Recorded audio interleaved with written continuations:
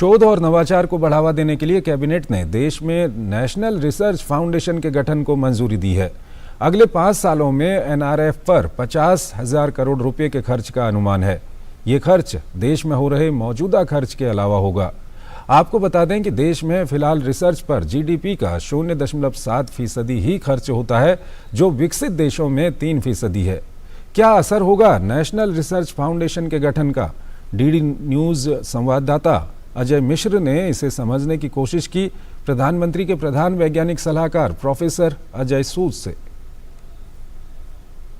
भारत में रिसर्च और इनोवेशन को बढ़ावा देने के लिए कैबिनेट ने नेशनल रिसर्च फाउंडेशन को हरी झंडी दे दी है और उम्मीद ये की जा रही है कि अब संसद से इसे जल्द ही एक विधेयक के रूप में पारित किया जाएगा। हमारे साथ बात करने के लिए बहुत ही खास मेहमान हैं एग्जीक्यूटिव काउंसिल जो कि एनआरएफ की होगी और उसके जो हेड हैं principal scientific adviser government of India Shri Ajay Sood ji. Professor साहब बहुत बहुत धन्यवाद वक्त निकालने के लिए।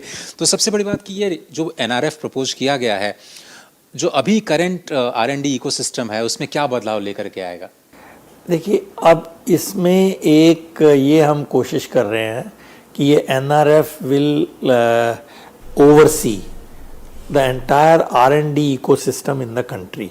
It will bring synergy among various partners in our entire R&D system.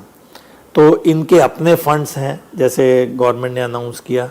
इसके साथ साथ हम ये भी देखेंगे कि किस तरह से हम एकेडमिया, गवर्नमेंट और इंडस्ट्री को एक तरह से साथ में लाके सिनर्जाइज करें.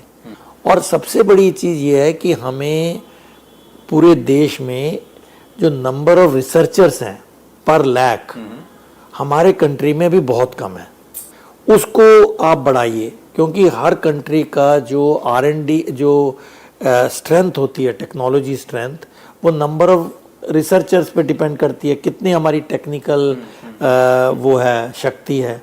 तो एक तो ये कोशिश रहेगी कि हम बाकी जो यूनिवर्सिटीज़ हैं जिनको हम अभी अपने बीच में नहीं ले पाए उनको भी जाएं, और जो बाकी इंस्टीट्यूट्स हैं उनका जो लेवल है R&D का उसको आगे बढ़ाएं. तो क्वालिटी और क्वांटिटी दोनों को करना पड़ेगा. अगले 5 सालों में ये कहा जा रहा है कि सर कि 50,000 करोड़ रुपए का खर्च जो पूरा का पूरा अभी एक फिगर सामने आया है, लेकिन इसमें कितना गवर्नमेंट का शेयर होगा? इंडस्ट्री से आप कितना एक्सपेक्ट कर रहे हैं और कितना होपफुल हैं आप?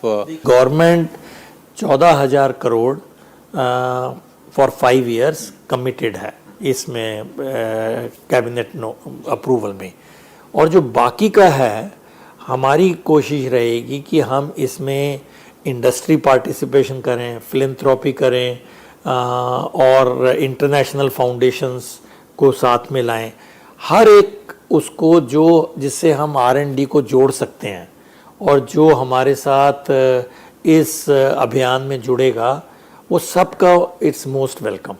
तो ये मॉडल क्या काम कर पाएगा? और अगर ये मॉडल काम करता है तो जो हम सालों से सुनते आ रहे हैं कि भारत में इकोसिस्टम अच्छा नहीं इसलिए लोग अमेरिका जैसे दूसरे देश में जा रहे हैं, ब्रेन ड्रेन जैसे वाली चीज़ है, तो क्या हम वापस ब्रेन गेन की तरफ कुछ उम्मीद लगा सकते हैं? इसमें कोई शक नहीं है कि जैसे जैसे हम अपने R&D, science and technology, innovation ecosystem को मजबूत करेंगे, हमारे जो युवक हैं वो क्यों बाहर जाते हैं? उनको अपॉर्चुनिटीज़ चाहिए, उनको चैलेंजेस चाहिए, उनको ये चाहिए कि उनकी जो शक्ति है,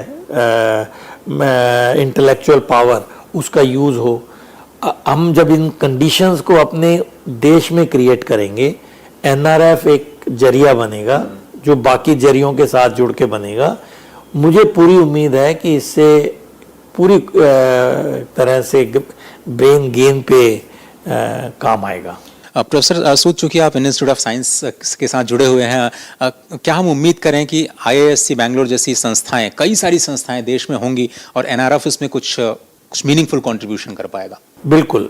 देखिए, इंडियन इंस्टीट्यूट ऑफ साइंस एक जैसे आपने कहा अपने आप में एक मिसाल है कि 120 सालों से इसने काफ़ी योगदान दिया है पूरी कंट्री की S&T में और ह्यूमन रिसोर्स को तैयार करने में. जब ये नए रिसोर्सेज हमारे पास आ रहे हैं एनआरएफ में, और भी बहुत ज़्यादा संस्थाएं ऐसी होनी चाहिए जो इसको लेकर आगे बढ़े। इसको हमें बहुत बढ़ाना होगा और ये देखना होगा कि जो लोग इसमें जुड़े हुए हैं वो जो भी चैलेंजेस हैं उसको कर पा रहे हैं। ये नहीं कि भाई आप सिर्फ काम कर रहे हैं बिना मन के, ऐसा नहीं है। आपने एस्पिरेशंस का जिक्र किया, प्रधानमंत्री ने भी इसी शब्द का इस्तेमाल किया था जब वो अमेरिका में थे अभी पिछले हफ्ते। उन्होंने जब वो नेशनल साइंस फाउंडेशन, और बहुत सारे लोग कंपेयर कर रहे हैं कि ये जो NRF होगा वो नेशनल साइंस फाउंडेशन की ही तरह कुछ काम करेगा। मैं उनका बजट देख रहा था सर, वो $10 बिलियन का है उनका 1 साल का बजट, करीब 80,000 करोड़ रुपए। क्या हम कुछ कोलैबोरेशन देखेंगे नेशनल साइंस फाउंडेशन जैसी एजेंसी से आगे जाते हुए NRF के? हाँ, कोलैबोरेशन तो जरूर NSF हो या कोई और एजेंसी जो हमारे साथ जुड़ना चाहेंगे और जो हमें ऑलरेडी फीलर्स हैं जो हैं, उसका बहुत ही वेलकम है, क्योंकि हमें हर की बेस्ट प्रैक्टिसेस से कुछ सीखने को मिलेगा। और दूसरे जो हमारे युवा वैज्ञानिक हैं और जो इंजीनियर्स हैं, टेक्निकल पीपल हैं, उनको हम बेस्ट यूनिवर्सिटीज से कैसे जोड़ पाएं, उस जोड़ने के लिए हमें रिसोर्सेज चाहिए। बिना रिसोर्सेज के जो कोलैबोरेशन है वो हाफ हार्टेड होती है। तो ये जो NRF है under international collaboration will encourage it. Sir, बहुत सारे लोग ये सोच रहे हैं कि जिस तरह से सरकार ने प्रोडक्शन लिंक्ड इंसेंटिव की शुरुआत की, अब वो रिसर्च लिंक्ड इंसेंटिव पर भी काम करें, तो क्या ये पॉसिबिलिटी हम देख सकते हैं फ्यूचर में? ये हमारा ड्रीम है कि रिसर्च लिंक्ड इंसेंटिव होने चाहिए, जिससे हमारी इंडस्ट्री का R&D बजट और बढ़े, क्योंकि जब उनको लगेगा कि ये इंसेंटिव हैं तो ज़रूर बढ़ेगा। और मुझे उम्मीद है कि ज़रूर ऐसा कुछ होगा। और ये जो हमारा NRF है जिसमें हम इंडस्ट्री को भी ला रहे हैं और एकेडमिशियन को ला रहे हैं, ये एक मुझे लगता है कि ये शुरुआत है एक स्ट्रक्चर्ड वे में करने की। अभी हो रहा है, ऐसा नहीं है कि नहीं हो रहा, पर इस तरह से हम लगता है कि NRF से हम इसको स्ट्रक्चर्ड वे में शुरू कर पाएंगे। प्रोफेसर सूद, बहुत धन्यवाद वक्त निकालने के लिए। तो ऐसा लग रहा है कि जिस कनेक्ट की बात हम लोग लगातार सेमिनार्स में कर रहे थे वो ज़मीन पर आता हुआ दिख रहा है। बहुत शुभकामनाएं आपको इस नए रोल के लिए, और हमें उम्मीद है कि जल्दी ही ये संसद से विधेयक पारित हो और NRF का गठन जल्दी से जल्दी हो, जिससे देश में नवाचार और शोध इसको बढ़ावा मिल पाए। कैमरामैन राजेश रिके के साथ है जमिश्री, DD न्यूज़, नई दिल्ली।